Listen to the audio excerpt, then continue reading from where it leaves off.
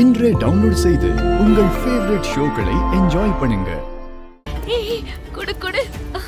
ஸ்ரீஜா ரொம்ப நல்லா இருக்கு. இப்படி ஒரு புடவைய நான் பார்த்ததே இல்ல.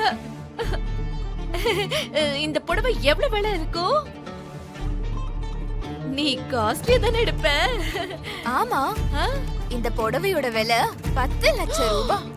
10 லட்சம்?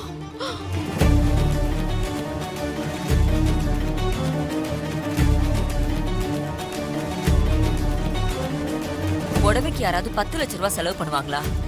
நான் மருமகளா வந்ததுக்கு அப்புறம் என் அத்தை கொண்டாடுற முதல் கல்யாண நாள். என் அத்தைக்காக நான் எவ்வளவு லட்சம் வேணாலும் செலவு பண்ணுவேன். அத்தை, நாளைக்கு நீங்க கல்யாண நாள் கொண்டாடும் போது ஃபங்க்ஷனுக்கு நீங்க இந்த புடவை தான் கட்டணும்.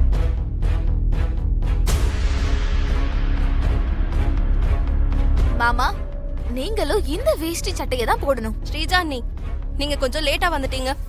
ஆல்ரெடி இசை அண்ணி உங்களுக்கு முன்னாடியே அம்மாக்கு புடவையும் அப்பாக்கு வேஷ்டி சட்டையும் எடுத்து கொடுத்துட்டாங்க. இத பாரு பல்லவி, நீ சின்ன பொண்ணு. யார் முதல்ல வந்ததுங்கிறது முக்கியம் இல்ல. இந்த வீட்டோட மூத்த மருமக ஸ்ரீஜா தான். ஸ்ரீஜா இந்த வீட்டுக்கு வந்ததுக்கு அப்புறம் நடக்க போற முதல் ஃபங்க்ஷன். ஸ்ரீஜா எடுத்து கொடுக்கிற புடவையை தான் சுபத்ரா அண்ணி கட்டணும். அதுதான் முறையும் கூட.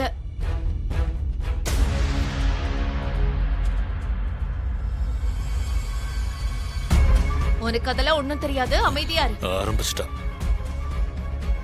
அண்ணி, புடவை வாங்கிக்கோங்க. ஸ்ரீஜா ஆசை ஆசையா வாங்கிட்டு வந்திருக்கா. அதுவும் உங்களுக்கு ஏத்த மாதிரி வாங்கிட்டு வந்திருக்கா. அண்ணி, நீங்க ஸ்ரீஜா புடவையை தான் கட்டணும்.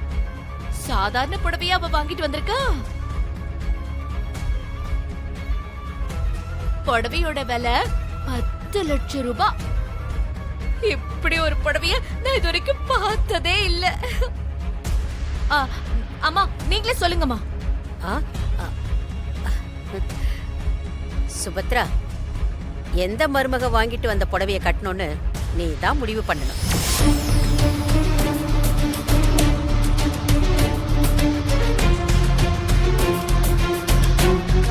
அண்ணி, சொல்லுங்க அண்ணி. ஸ்ரீஜா கொடுத்த புடவை தான் கட்டிக்கு போறேன்னு சொல்லுங்க அண்ணி.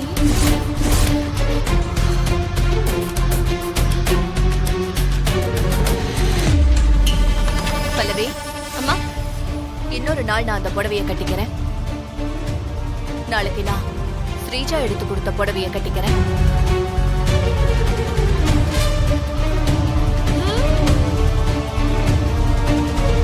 அவதான மூத்த மருமக.